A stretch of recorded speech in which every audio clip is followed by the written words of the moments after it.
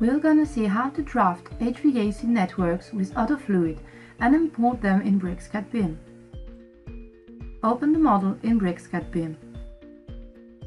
Generate a 2D background drawing. With the AUTOFLUID tools, draft the 2D HVAC and plumbing networks. Then, with AUTOBIM3D, transform them into 3D and export them.